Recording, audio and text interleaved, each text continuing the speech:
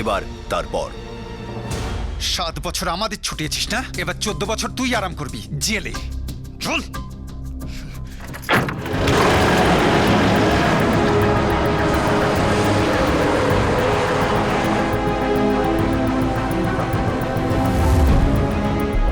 Sir, sir আমরা ওকে ধরে ফেলেছি। খুব ভালো সুনীল, আজকের এই লম্বা দিনটা আমরা সবাই মনে রাখবো। হ্যাঁ স্যার। সুনীল, কাল আমাদের অনেকগুলো কাজ বাকি আছে। কাল থেকে এই কেসটার একটা নতুন চ্যাপ্টার শুরু হবে। হ্যাঁ স্যার।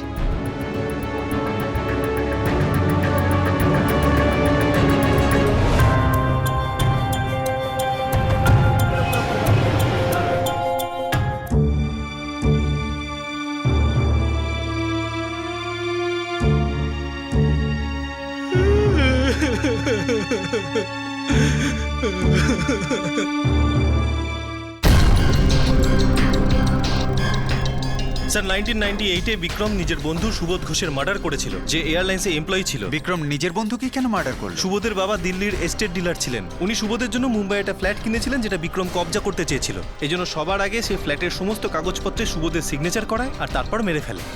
আর অদ্ভুত ব্যাপার এটাই যে সুবোধের বাবা যখন সুবোধকে খুঁজতে মুম্বাইয়ে আসেন, বিক্রম তাকেও মেরে ফেলে। সে দুটো লাশকে কেটে খান্ডালা ঘাটে ফেলে দেয়। আমার মনে হয় অভিষেক বাত্রার সাথে ও এটাই করতে চেয়েছিল। এনিওয়েজ, ঋষভের ব্যাপারে কি কি জানতে পারলে? স্যার, কোলাবা পুলিশ ওকে অ্যারেস্ট করে নিয়েছে আর আমাদের কাছে নিয়ে আসছে।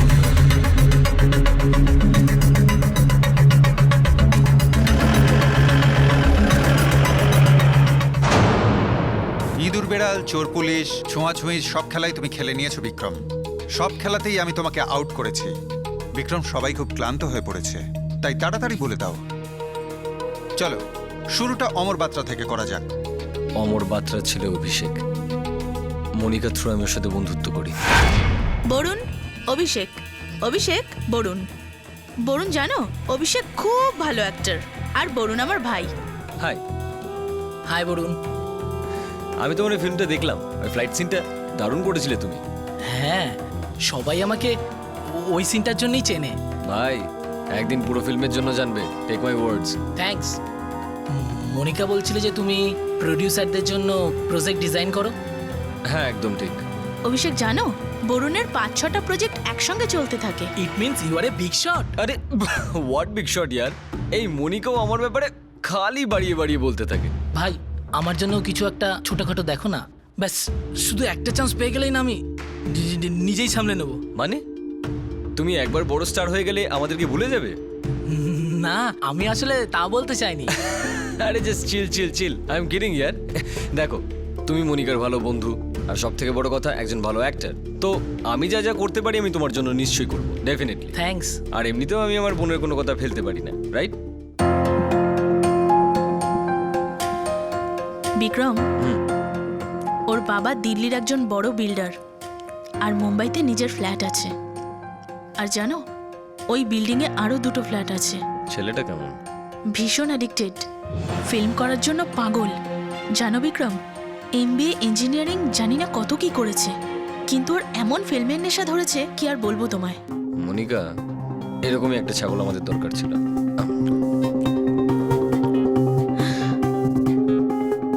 কাল ঋষভের সঙ্গে পার্টিতে ভীষণ হাহাহি করছিল। এখন ওই যদি আমার পেছনে পড়ে থাকে তো আমি কি করতে পারি? অ্যান্ড আফটার অল, তোমারই তো বন্ধু। সামলে থেকেও একটু, কারণ ওর গায়ে পড়া স্বভাব আছে। আঙুল বাড়ালে হাতটাই ধরে নেবে, সেন্টি সেন্টি হয়ে যায়। হিংসে হচ্ছে? হিংসে হচ্ছে। আর আমি যখন জ্বলি না, তখন সবাইকে জ্বালাই কেরোসিন ঢেলে ঢেলে।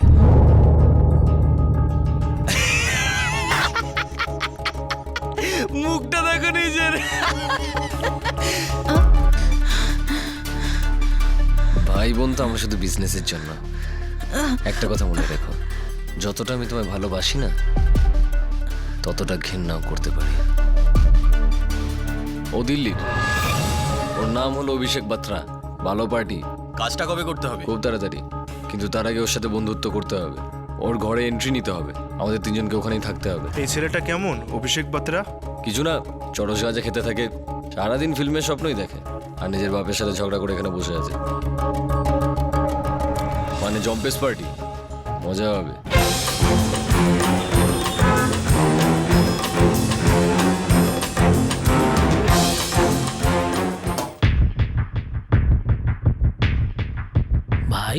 আমি তো কিছুই বুঝতে পারছি না। কেন, কি হয়েছে? তুই আমার জন্য এত টপ কোয়ালিটির মাল নিয়ে আসিস, কিন্তু পয়সা নিস না। আর এখানে থাকার জন্য ভাড়াও দিতে চাস, আবার এগ্রিমেন্ট বানানোর জন্য জোরও দিচ্ছিস। দেখ, খুব সিম্পল। এ দেবেন আর ও সাহিল, এরা দুজন আমার খুব ভালো বন্ধু। এরা তোর মতনই একটা স্ট্রাগল করে খুব, কিন্তু কপাল খুলছে না। আর এটা এদের ডিমান্ড যে এরা যদি এখানে থাকে তাহলে একদম ভাড়া দিয়ে আর পাকা এগ্রিমেন্ট বানিয়ে থাকবে। ঠিক আছে ভাই, তোর বন্ধু মানে তো আমারও বন্ধু। হ্যাঁ, এখন ভাই তুই আমাকে এই জিনিসটা তো গোলাম বানিয়েই দিয়েছিস, এবার তুই যেরকম বলবি ঠিক ঠিক সেরকমই হবে, ঠিক আছে?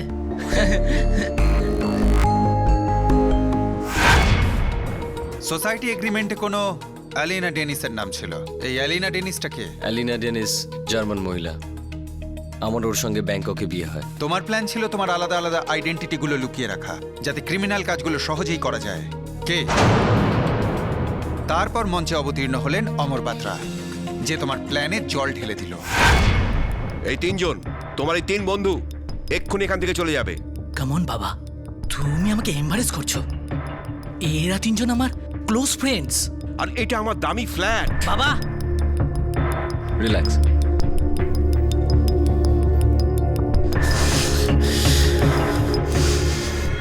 অভিষেক, অভিষেক, টেবিলে সব কি? অভিষেক! সরি বরুণ, তুই আমার বাবার ব্যবহারে কিছু মনে করিস না।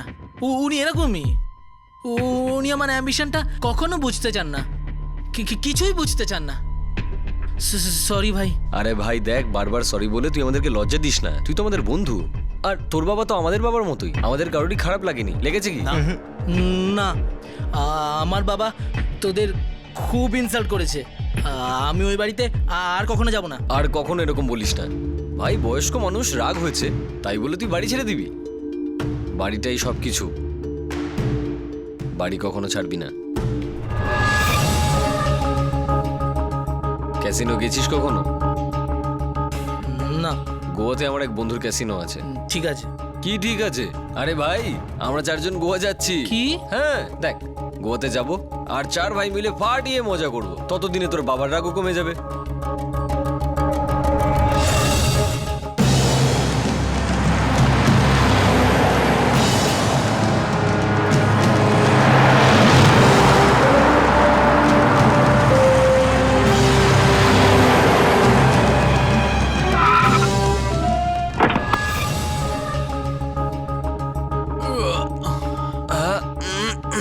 একটা ব্রেক নিয়ে নি, খেয়ে দিয়ে একটু রেস্ট নিয়ে তারপর বেরোই, কি বলিস অভিষেক? একদম টপ মাল এনেছি তোর জন্য,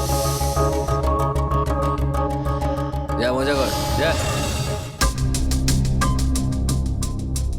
এখন 4-6 ঘন্টা এইভাবেই পড়ে থাকবে। তোরা যা, আর এর বাপের টিকিটটা কেটে দে। আরে ভাই বিক্রম, আগে এর টিকিটটা তো কাটি। এখন নয়, আগে একে দিয়ে ডকুমেন্টসে সাইন করাতে হবে, চেকে সাইন করাতে হবে। এর টিকিটও কাটবো, কিন্তু এখনো সময় আছে। আচ্ছা, আগে ওর বাপের কাজটাই মিটিয়ে দিয়ে আসি।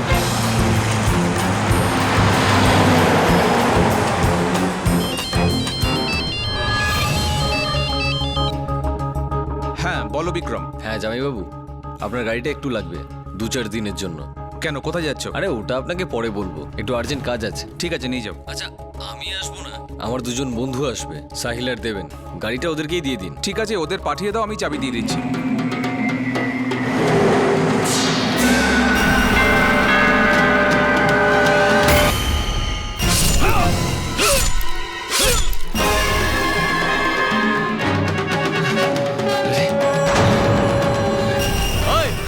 চল পিছনে চল।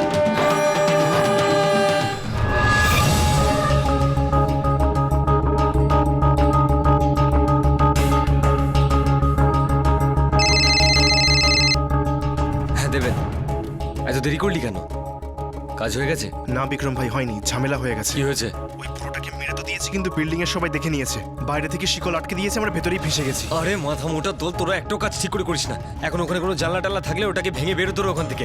আর আর বিক্রম ভাই, ওই গাড়িটার কি করি? আরে গাড়ি যাক জাহান নামে, তোরা বেরো ওখান থেকে। কিন্তু বিক্রম ভাই, গাড়িতে সমস্ত চপারগুলো রয়েছে, সেগুলো পরে ওপরে নিয়ে আসতাম। আরে চপার টপার নিয়ে যেতে তোদেরকে কে বলেছিল ওখানে? আরে তুমি তো বলেছিলে যে বুড়োটার সঙ্গে তেমনটাই করতে যেমনটা জয় রাঠোরের সঙ্গে করেছিলাম। আরে ওটা আজ নয় কালকে করার ছিল।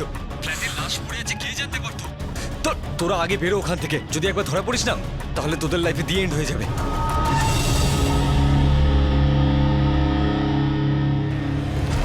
বিক্রম, সাহিল আর দেবেন অভিষেক বাত্রার বাবা অমর বাত্রার সঙ্গে সেটা করারই প্ল্যান করছিল যেটা তারা জয় রাঠোরের সঙ্গে করেছিল। আসলে জয় রাঠোরের সঙ্গে ওরা এমন কি করেছিল? তোমরা জয় রাঠোরের সঙ্গে কি করেছো বিক্রম?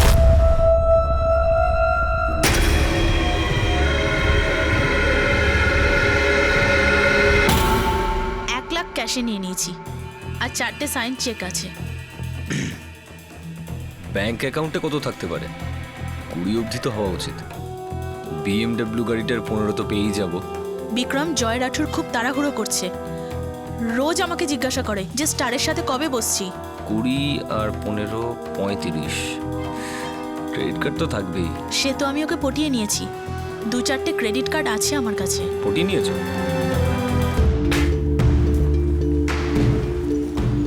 কি করে পটালে বলো না, বলো না। তাতে তোমার কি? আমার কি মানে? টপ হিরোইন তো আমি তোমাকে বানাবো না। আর দেখো, যখন স্ক্রিনে তোমার এন্ট্রি হবে না, লাটাক মাটাক লোকে তোমার জন্য টাকা ওড়াবে, টাকা।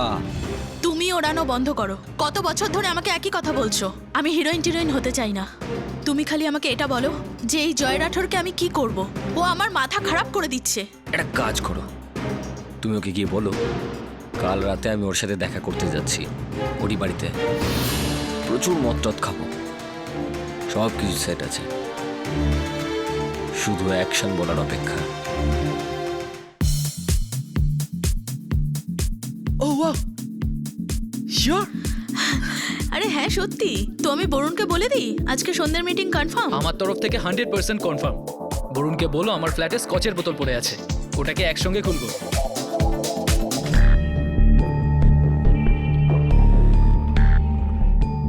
Cheers!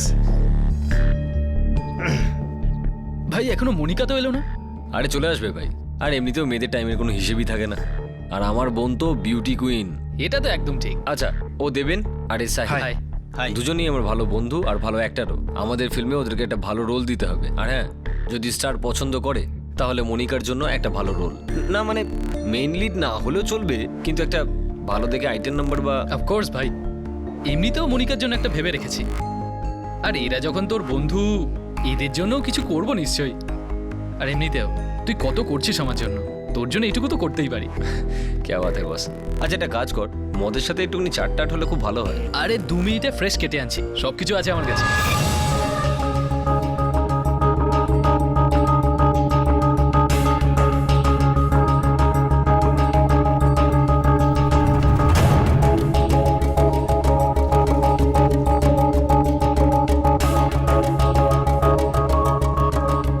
এই নে ভাই তোদের ফ্রেশ স্যালাড। আরে বাহ, এত ভালো দেখতে স্যালাড তুই বানিয়েছিস? আরে ইয়ার এক্ষুনি বানালাম। একটা কাজ করিস, তুই না ফিল্মটা হিট হওয়ার পর একটা রেস্টুরেন্ট খুলে নিস, রাঠোর কা ধাবা, আর নিচে লিখিস আমরা সিনেমাও বানাই। চল চল গ্লাসটা শেষ করি। হ্যাঁ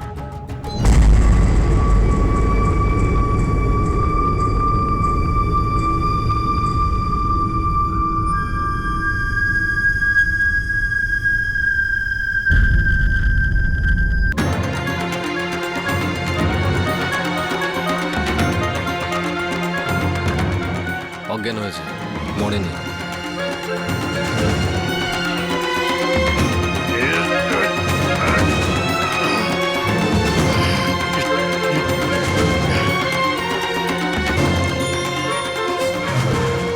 খেল খতম, ফিনিশড।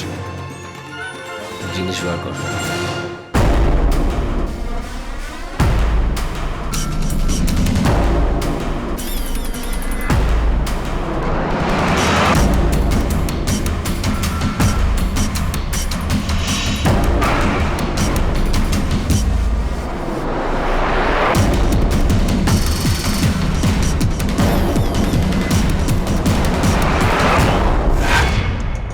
14 বছর আগে তুমি তোমার বন্ধু সুবোধ ঘোষ আর তার বাবাকে খুন করে কেটে তাদের লাশগুলো খান্ডালা ঘাটে ফেলে দিয়েছিলে। জয় রাঠোরের সঙ্গে তোমরা কি করেছিলে?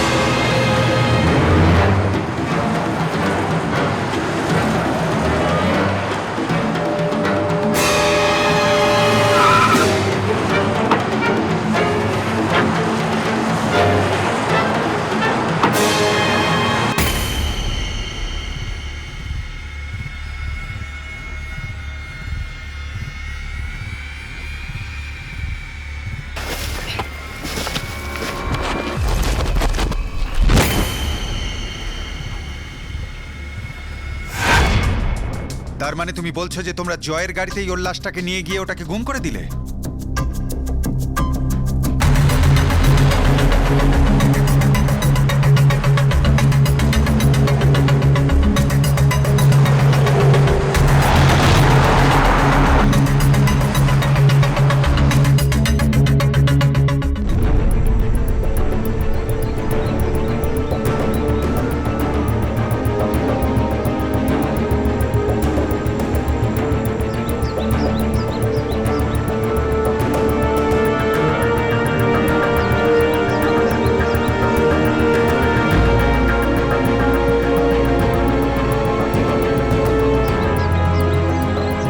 স্যার এই দেখুন।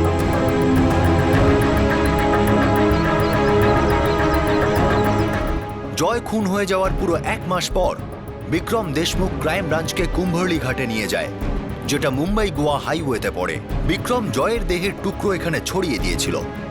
পুলিশ এই জায়গা থেকে একটা স্কাল, একটা ভাঙা খুলি পায়, যেটা বিক্রমের কথা মতো জয় রাঠোরের ছিল। স্যার আপনি কি করে জানলেন ওটা আমার জয়ের? স্যার আমি স্কেলিটনটা দেখেছি, ওটা জয়ের হতেই পারে না। জয়ের মাথাটা অনেকটা বড় ছিল। দেখুন, আমি আপনাদের অবস্থাটা বুঝতে পারছি, কিন্তু আমরা যে বডি পার্টসগুলো পেয়েছি সেগুলো বিক্রমের কথা মতোই পেয়েছি। এ কথাটা তো সত্যি যে বিক্রমই জয়কে মেরেছে?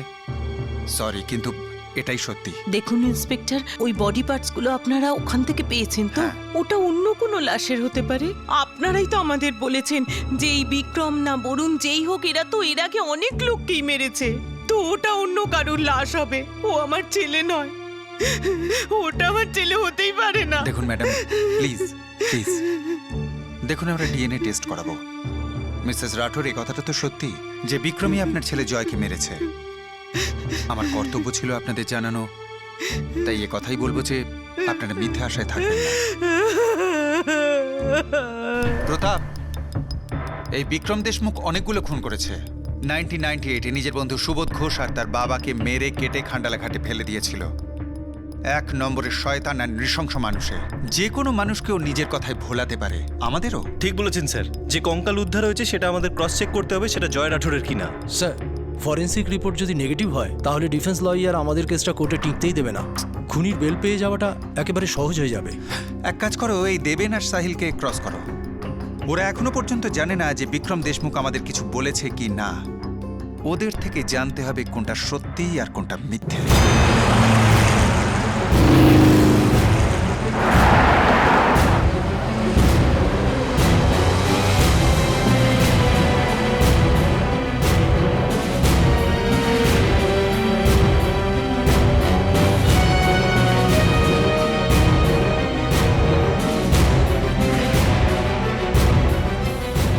অজয়, প্রতাপ, স্যার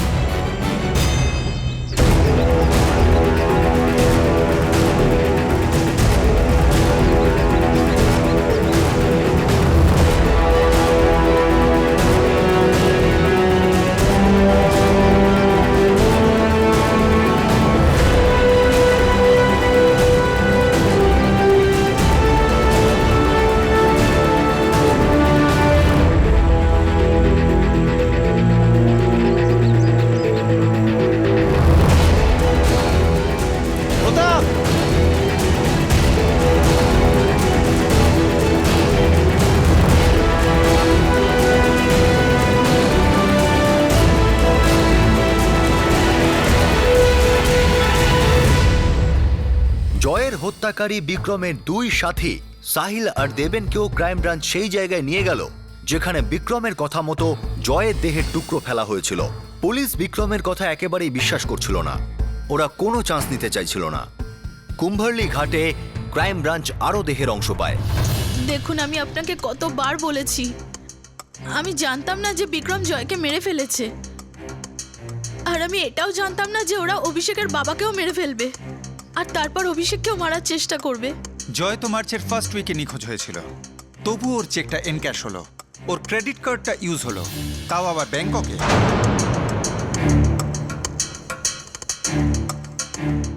মিস নিশা সিকরি ওরফে মনিকা সুরি, আমাদের কাছে তোমার ব্যাংকক ট্রিপের পুরো ডিটেলসটা আছে। আমাদের কাছে প্রমাণ আছে যে ওই চেকগুলো তুমি এনক্যাশ করেছো, ওই ক্রেডিট কার্ডটা তুমি ব্যবহার করেছো। এতে এটাই প্রমাণ হয় যে তুমি ওই দুটো মার্ডার সম্পর্কে সবকিছুই জানতে। এর মানেটা বোঝো তুমি? ওই দুটো মার্ডারে তুমিও সমানভাবে দোষী।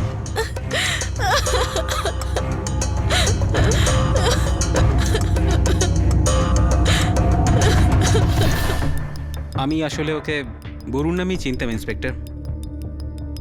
মনিকা সুরি আমাকে ওর সাথে আলাপ করিয়েছিল।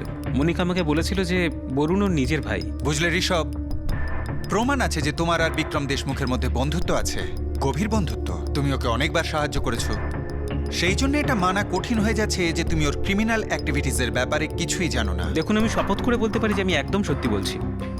সেদিন রাতেও আমি বরুণের জন্য হোটেল বুক করেছিলাম, ওর ব্যাংককের টিকিটও করে দিয়েছি, ওর জন্য নতুন জামা কাপড় কিনে দিয়েছি, এমনকি নিজের সেলফোনটাও দিয়েছিলাম। এত কিছু করেছি, কিন্তু এক ফোঁটা বুঝতে পারিনি যে ও একটা মার্ডার করেছে আর ও দেশ ছেড়ে পালিয়ে যাওয়ার চেষ্টা করছে। বাড়ি যাচ্ছিল না, হোটেলে রুমও বুক করেছিল, দুটো টিকিট বুক করেছিল, একটা আবার নকল নামে। একবারের জন্য মনে হয়নি যে কিছু একটা গন্ডগোল আছে বা তোমার বন্ধু বেআইনি কিছু করছে। আমার তো মনে হয় ঋষভ, তোমার এই সরল আর সাদাসিধে হওয়ার জন্য তো ন্যাশনাল অ্যাওয়ার্ড পাওয়া উচিত। হোটেলে রুমও বুক করেছিল, দুটো টিকিট বুক করেছিল, একটা আবার নকল নামে। একবারের জন্য মনে হয়নি যে কিছু একটা গন্ডগোল আছে বা তোমার বন্ধু বেআইনি কিছু করছে। আমার তো মনে হয় ঋষভ, তোমার এই সরল আর সাদাসিধে হওয়ার জন্য তো ন্যাশনাল অ্যাওয়ার্ড পাওয়া উচিত। স্যার, এই সাহিল আর দেবেনের পুরো ব্যাকগ্রাউন্ড আমরা চেক করেছি, পুরো রেকর্ডস আমরা চেক করেছি। কি পাওয়া গেল? স্যার, ওরা দুজন বিক্রমের সাথে জেলে ছিল, ওখানে ওদের বন্ধুত্ব হয় আর তারপর থেকে ওরা তিনজনে একসাথে কাজ করে। এই বিক্রম দেশমুখ এত বছর ধরে বেআইনি কার্যকলাপ করে যাচ্ছে, অথচ তার বাড়ির লোক কিছুই জানে না। পসিবলি নয়। স্যার, বিক্রমের বাবা আর্মিতে ছিলেন, এখন আর উনি বেঁচে নেই, কিন্তু বিক্রমের একজন বড় দাদা আছে, সেও আর্মিতে। গত 10 বছর ধরে ওদের মধ্যে কোনো সম্পর্ক নেই।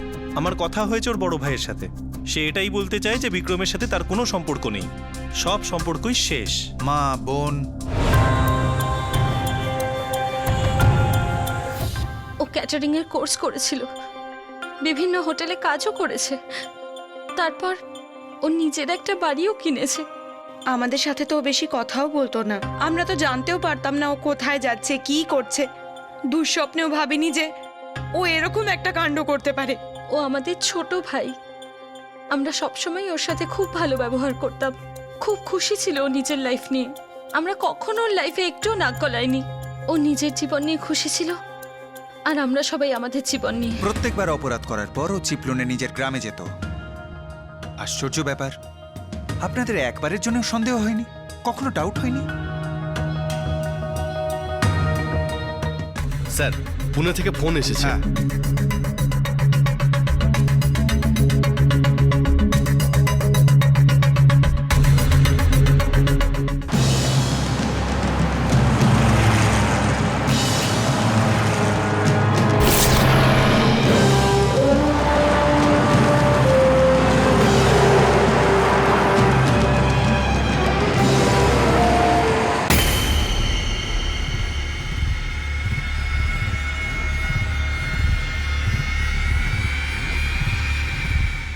স্যার, বরুণ আমার বন্ধু, ও বলেছিল আমার কাছে বিএমডাব্লিউটা কিছুদিনের জন্য রেখে যাচ্ছে, ক্লিয়ারেন্স হয়ে গেলেই নিয়ে যাবে।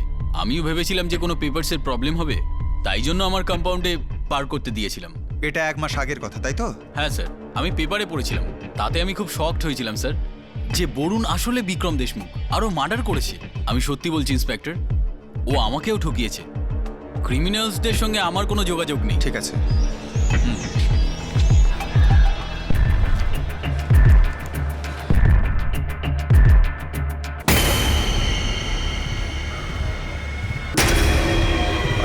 Yes sir. গাড়িটা মুম্বাই পাঠানোর ব্যবস্থা করো। Yes sir. Sir, basic investigation তো কমপ্লিট হয়ে গেছে, কিন্তু এই বিক্রম দেশমুখের ব্যাপারে প্রত্যেক সপ্তাহে কিছু নতুন নতুন খবর পাচ্ছি। সুনীল, এটাই তো আমাদের সিস্টেমের একটা খারাপ দিক, যে একটা এই ধরনের লোক বেল পেয়ে মুক্ত হয়ে যায়। হ্যাঁ স্যার, ভুল তো হয়েইছে। তার উপর আমাদের ডিপার্টমেন্টেরই একজন ওকে সাহায্য করেছে। গুরুনাথ মাত্র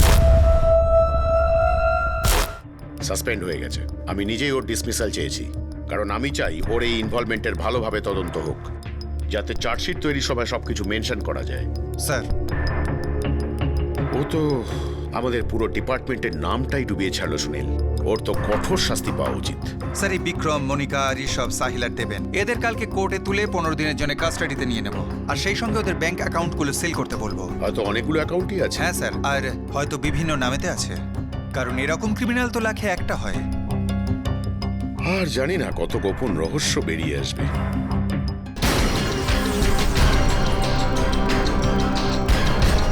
স্যার, বিক্রম দেশমুখের ব্যাংকের লকার থেকেই কাগজটা পাওয়া গেছে। এটা দেখে সত্যি স্যার অবাক হয়ে গেছি। হ্যাঁ,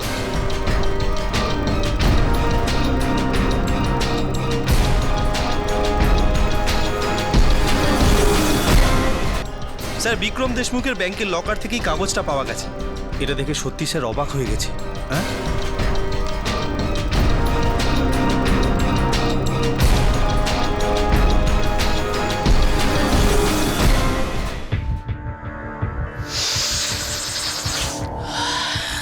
অভিষেক আমার ভাই, একটা ভালো খবর আছে তোর জন্য। একটা প্রডিউসারের সঙ্গে তোর ব্যাপারে কথা বলেছি, বেশ ভালো রোল। ভাব, প্যারালাল লিড, স্ক্রিপ্ট পড়লে না পাগল হয়ে যাবি, পাগল। কবে পাবো স্ক্রিপ্ট? মুম্বাই পৌঁছালেই তুই হাতে স্ক্রিপ্ট পেয়ে যাবি, আর তার এক সপ্তাহ পরে শুটিং। হ্যাঁ, কিন্তু প্রডিউসার চাইছে যে তুই একটা নন ডিসক্লোজার এগ্রিমেন্টে সাইন করিস। সেটা আবার কি? আরে, এমবিএ তুই করেছিস না আমি? শোন, নন ডিসক্লোজার এগ্রিমেন্টের মানে হলো যে একবার তুই স্ক্রিপ্ট পড়ার পর তুই ওই স্ক্রিপ্ট অন্য কাউকে লিক করতে পারবি না। এইখানে সাইন করতে হবে তোকে। আর একবার সাইন করে নিলে না, তুই গুড লাকে সুইমিং পুলে সাঁতার কাটবি, সাঁতার। দে ভাই, করে দিচ্ছি সাইন। আর সাঁতার কাটবো গুড লাকের সুইমিং পুলে। আমি অভিষেক বত্রা। এটা সবাইকে জানাতে চাই যে আমার বাবা অমর বত্রা কারোর খুশি দেখতে পারেন না। প্রথমে উনি আমার মাকে টর্চার করতেন, তারপরে উনি তাকেও ছেড়ে দেন। আর এবার আমার পালা।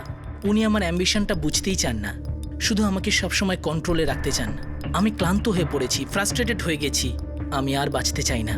আমার সুইসাইডের জন্য আমার বাবা মিস্টার অমর বত্রা 100% দায়ী। ও মাই গড, আনবিলিভেবল। অজয়, যদি আমরা এই বিক্রম দেশমুখকে না ধরতে পারতাম, আর তার মধ্যেই যদি অভিষেক বাত্রা মরে যেত, তাহলে কেউ জানতেই পারতো না যে ওর মৃত্যুর জন্য দায়ীটা কে।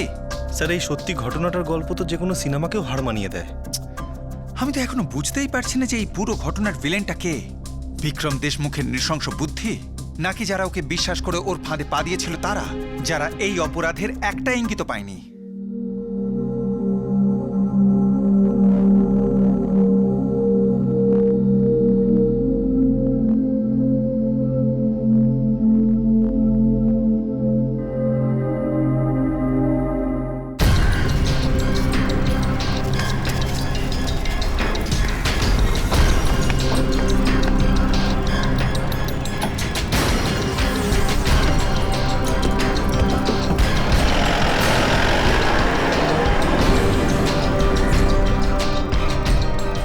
এই কেসের ইনভেস্টিগেশন খুব দ্রুত চলছে, আর আগামী দিনে একের পর এক চমকপ্রদ ঘটনা সামনে আসবে। এই মুহূর্তের খবর হলো যে বিক্রমের মতে যে স্কালটা জয় রাঠোরের, হতে পারে যে সেই স্কালটা জয় রাঠোরেরই না। যদিও কুম্ভরলি ঘাটে যেই দেহের অংশ পাওয়া গেছে, এটা কনফার্ম হওয়া গেছে যে সেটা জয় রাঠোরেরই। এখন প্রশ্ন হলো যে যদি ওই স্কাল জয় রাঠোরের না হয়ে থাকে, তাহলে সেটা কার? বিক্রম দেশমুখ আসলে কতজনকে খুন করেছে, আর কতগুলো লাশ এইভাবে সরিয়েছে? ভাবলে গায়ের রোম খাড়া হয়ে যায়।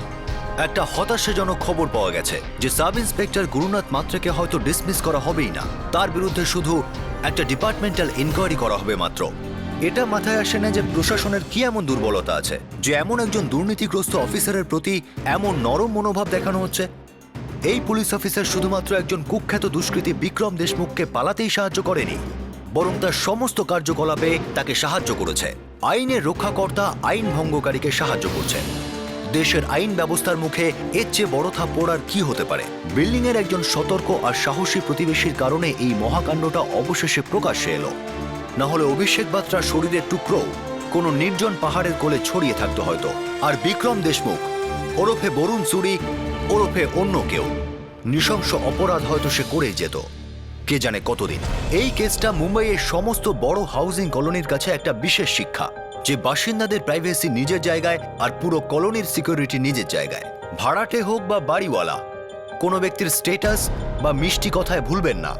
তার সমস্ত পেপার ভালো করে চেক করুন। বেআইনি, সন্দেহজনক আর অনৈতিক কাজকর্মের উপর নজরদারি করুন। মার্ডার্স, প্রস্টিটিউশন, ড্রাগ র্যাকেটস কারো ব্যক্তিগত ব্যাপার হতে পারে না। এই কেস সমস্ত যুব সম্প্রদায়ের কাছেও একটা শিক্ষা, যারা নিজেদের ফিল্মি স্বপ্ন পূরণ করার জন্য মুম্বাই আসে। আমরা মিডিয়া আর এন্টারটেনমেন্টের জগৎকে একেবারেই দায়ী করছি না, শুধু এটাই বলতে চাইছি যে গ্ল্যামারেরও অন্ধকার দিক আছে, আর অপরাধ তার মধ্যেই একটা। এই অন্ধকারের জালে বেশ কয়েকজন শয়তান স্বপ্নের দালাল সেজে প্রতিদিন নিউ কামারদের ফাঁসায়। এদের থেকে বাঁচার জন্যে খবর রাখুন, সতর্ক থাকুন। ফিল্ম আর টিভি ইন্ডাস্ট্রিতে ট্যালেন্ট, লাক আর কন্ট্যাক্টের থেকেও বড় কোয়ালিফিকেশন হলো পেশেন্স। ধৈর্যের সঙ্গে কাজ করুন। সাফল্য পাওয়ার যে শর্টকাট, তা যেন জীবনকে কাটশট না করে দেয়। আপনাদের সাথে আবার দেখা হবে ক্রাইম পেট্রোল দস্তকের আরও একটা শিক্ষামূলক এপিসোডের সঙ্গে। ততক্ষণ নিজের খেয়াল রাখবেন, সুরক্ষিত থাকবেন। জয় হিন্দ।